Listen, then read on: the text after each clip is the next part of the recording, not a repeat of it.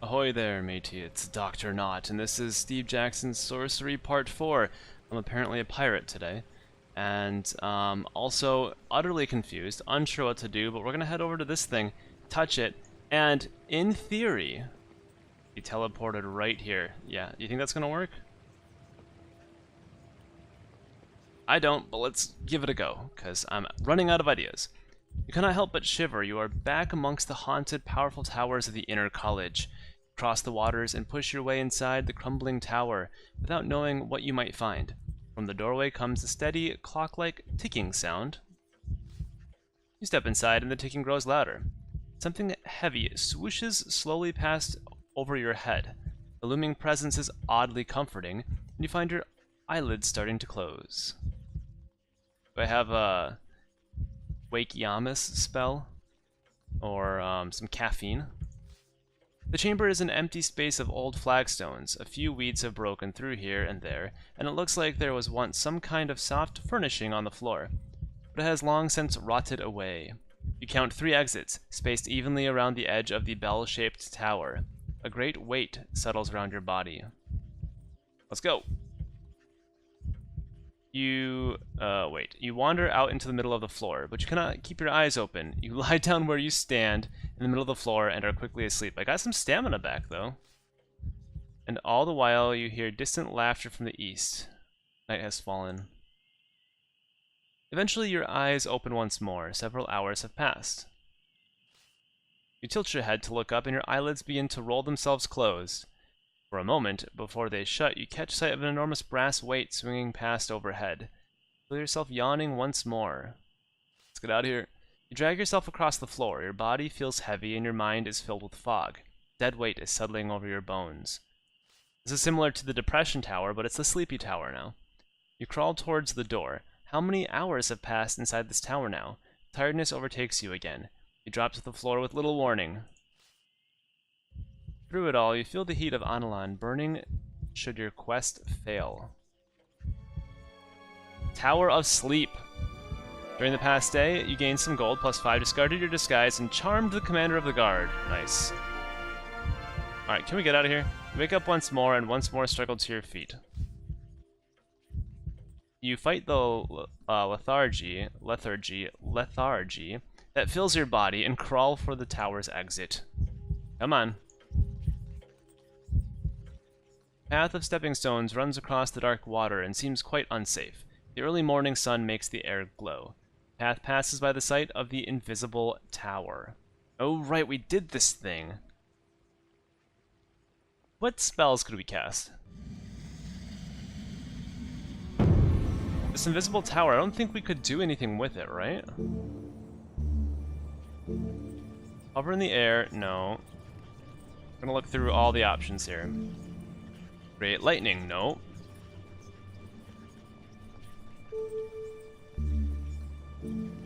Cause depression, no. I've already been depressed recently. Create light, I cannot do that. I wish it wouldn't even give me the option. I don't have the sun jewel. Let's see. You wind the stars into order around you. A quiet voice enters your mind. If you're looking for the door, the voice informs you, you might need to counteract the spell on this place. Its words spoken, the enchantment fizzles away. You feel for the invisible wall of the tower until you find what feels like a doorway. Alright, alright. How do we counteract the spell? T-E-L? Read minds, no. I do have a skull cap now, so there's that. Unknown. The spell you are casting fails. Something which you have not got is needed for this spell. Dang it, I wonder... Alright. I wonder if that's something that... I mean, if it's offering us as a spell... Like, that's all we can do, right? There's nothing else really to do here. Sap, we've done that. Sun. I feel like we're stuck. At least here. The doorway is an opening into the pit below. Stepping through it truly means stepping into open space. You cannot do it. Just do it. We've done this before. You step through and walk out across an invisible floor over the empty, yawning pit. You dance in the air above the fall. Then you hurry back to the path once more. No. There seems no way in. Path away from the invisible tower forks. Like...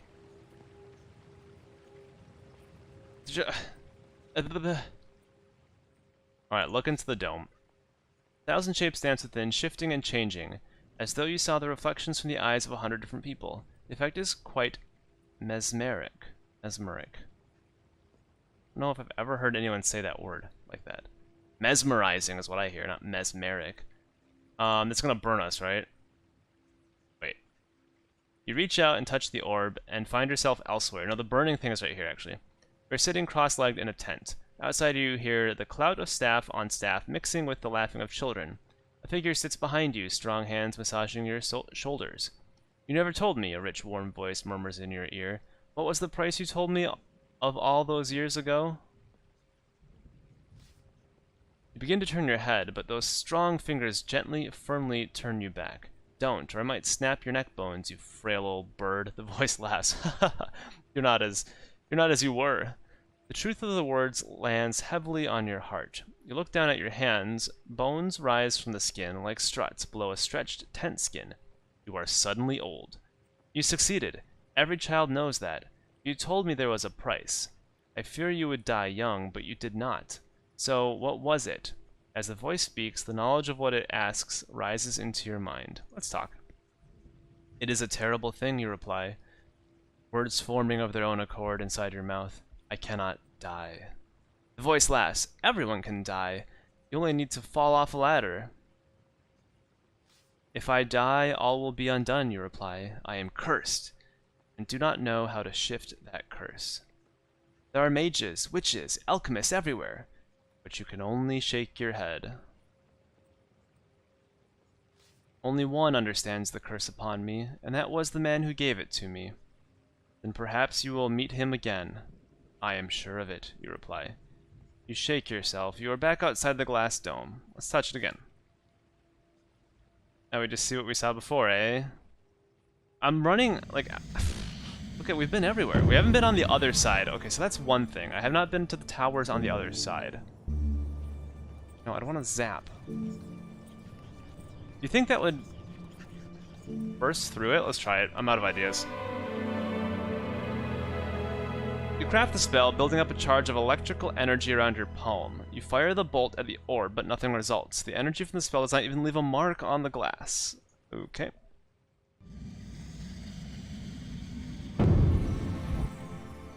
How about good old D here? I don't see how that would help us here. There's no lock on this thing. But nope, we've done that. How about H-O-W? Alright, let's see. There is no way into what the dome contains, replies the voice cryptically, except the long way. Its message intoned, the magic is out. Are you gonna really be that vague to me right now? You look away from the mesmeric orb. The path encircles the dome quite freely. Time to move on. The southeast comes a fearsomely bright light from one of the towers. I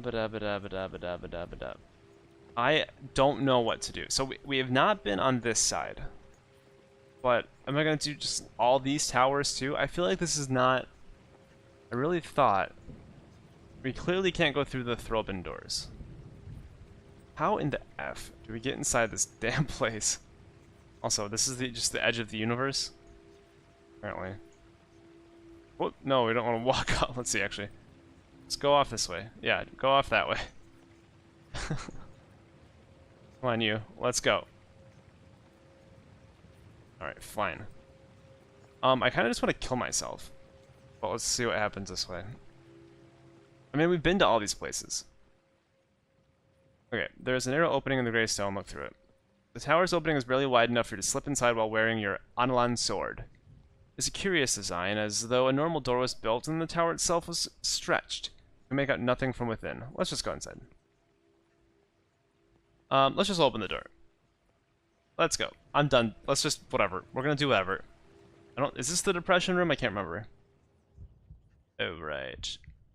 The chamber is wider than the doorway suggests, and it is cluttered. Numerous skeletal bodies lie here, scattered around the base of an altar on a raised dais.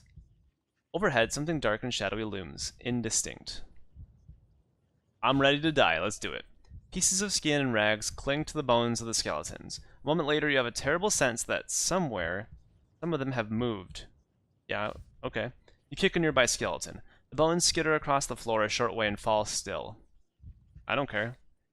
As you step towards the center of the room, another drip of water falls from something overhead, splashing into a puddle on the altar. Some of it scatters from the impact, landing on the skeleton you kicked. A moment later, the jawbones open, emitting a quiet groan. The skeleton, with only patches of skin left on his face, begins to struggle to try and stand. Hey! Reach out to help him up. The jawbones flap as the skeleton begins to talk. What happened? He whispers. It's unclear where the breath comes from. Why am I here? Who are you? I am... The skeleton's thin voice shivers away to silence. He looks up at the dark shape that hangs overhead. Elman? Elman? Is that truly you? Another drip falls from above, striking a corpse on the other side of the altar. Its one remaining eye rolls wildly in response, but she lacks a jaw and cannot cry out. This is getting wacky. You step towards the altar, but the animated skeleton moves quickly to block your way, loosely gripping a rusty sword. You cannot touch the holy place, he whispers. It is for the holy ones alone. I wish to talk to you, you say to the skeleton. The skeleton looks this way and that, as though hunting for you. Who is there, he asks, his voice raspy. Who are you? Should I? Let's do it. Elman. The skeleton lifts a shaking blade. Do not mock the gods, or they will devour you whole, he cries. I have seen them do it. Bony hand lifts to the brow of the skull and clutches, as though in desperate thought. You have died, you tell the creature gently. That is why you cannot remember. Don't be foolish. I'm as alive as you are. I'm not alive. I'm not as alive as you might think, you reply, still remembering the feeling of death's icy claws. You are a fool, his rage falters. Although, remember pain. Look at your body. He gazes down, prodding at his empty frame. Should this not hurt? What do you remember? I am a priest. I stand at the altar of Elman, basking in its mystery. A man came. He blasphemed, and I was angry. I shouted at him, but he was calm. And then he laughed and said our worship is wasted. I remember that. Now, here you are. How did you come to be here? I remember I was chained to a wagon, forced to walk a long way. The wagon was covered. There was something huge in it. There was a stench, a smell of rotting flesh. The skeleton begins to ask you a question, but then staggers back as though struck. He falls to the ground, dead. You lean down to check him where he has fallen. After a few seconds, another drop of water splashes against him, and he sits up with a howl. Where am I? He says. Once more the skeleton waves his sword in front of the altar, as though he does not remember you. Behind him, the jawless one is staring upwards at the whale head and shaking. Right. You shove the skeleton hard in the sternum, but he braces his bones and pushes you squarely back. He is determined, it seems, and almost impossibly strong despite his shreds of muscle. A headless skeleton, missing one leg, drags itself near to the altar, dried skin scraping off as it goes. Out of my way, you say, or I will bash you to pieces.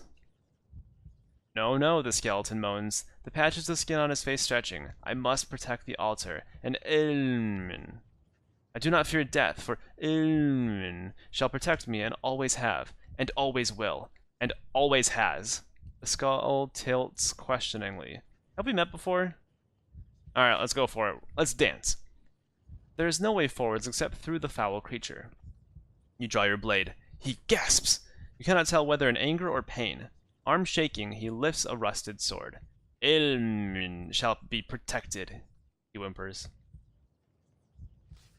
You pause, and the walking corpse stays where he is. Behind him, the jawless skeleton dies again with a strangled scream. I'm gonna wait for him to die, and then run to the altar. Still waiting, you stare into the empty sockets of the skeleton in front of you. Either the magic fades, or old age takes its toll, and the skeleton falls to the ground, dying once again. Let's go. You walk quickly past the collapsed skeleton and up to the altar. You stand before the altar. Directly overhead looms the dark, dripping shape, but we know it's a whale, apparently. You turn your gaze upwards. Hung from the ceiling is the half-rotted head of a giant whale. The head is suspended by cruel hooks, roughly shoved through its flesh. Wounds have turned purple and putrid from time. The whale head is ancient, but so large it has taken this long to decay. Its mouth hangs open, but maggot holes peek through the great jaws. Let's look even further. Looking closer still, you see the creature's tongue has been split open. Okay. There is a steady drip of clear water falling from it. Oddly, there is no stench. Surrounded by such decay, your nostrils should be filled, but there is nothing. The altar is a simple stone block with a few simple carvings of waves and waving plants. Scratched into the stone is a simple glyph. 4 slash lines. 1, 2, 3, 4. We saw the one that had 1. You touch the glyph. It is crudely carved. A later edition, perhaps?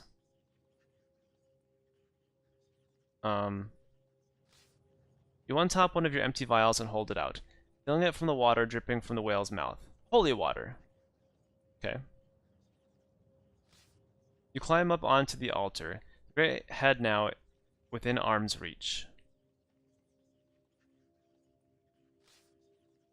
Now you are close. You can see the whale's head is quite putrid, the wound on its neck ragged and savage. Strips of skin hang off the stump, frozen at the start of decomposition.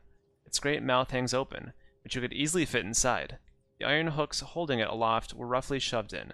Was this creature hung up while still whole and alive? The water dripping from its mouth wells up from the inside of the tongue in a seemingly endless supply. Is this why the head is here? Someone, perhaps the Archmage, capture and kill a god for a source of sanctified water? You touch the side of the jaw. The flesh is spongy and moist, and murky water seeps out from the pressure. It sways slightly, chains creaking, the head is warm somehow, and for a moment a distant, massive presence slides through your mind. You draw your blade. It is the only honorable thing you could do. Then you swing away, rending great chunks of flesh from the head. Striking near the hooks, the great weight begins to tilt. You leap away from the altar just as it crashes down. Water spills from it, dark and slick. You go to cut a chunk of whale flesh, but it is crawling with maggots and shot through with putrescent rot. You stagger away disgusted. The skeletons around the altar are collapsing and not walking. You have disrupted whatever curse lay on this chamber. You dip your finger into the water. It does not sparkle or give off any sanctity. It is blood spew. Ugh. Okay, no, so now it's going to start rotting. We gotta get out of here. The whale's head sits on the altar, crumpled inwards where one jawbone was smashed. You stumble back from the horror of the altar and towards the doorways from the now silent chamber. One new clue, eh? Let's take a look at this. Okay, so we just spent 18 minutes. What? So I wonder, maybe we should go find these 4 glyphs. We have 2 more, obviously. And does that mean we can get through the Robin doors? Like, what does this say? It just says we found a glyph, that's it. I don't know. Again, I'm at a loss, but we're just going to keep exploring, and I'll just keep doing this until I die. I'm going headstrong now. We're going to go into everything. If we die, whatever. We need to find a way, and I think what we have to do is I'm going to walk out through these towers, and we're going to go straight up across the other side and do all of these towers too. So it's going to be a while. Maybe we can find all the glyphs. I think we've been in all of these towers now. I don't know. I think so. So I'm going to try zigzagging through. And we'll see. So we're just going to keep exploring, I guess. Because I really want to finish this game and I don't want to look up how to do it. So you're going to get a lot of extra side story if you keep watching. So thanks for watching. I'll see you next time. Take care. Goodbye.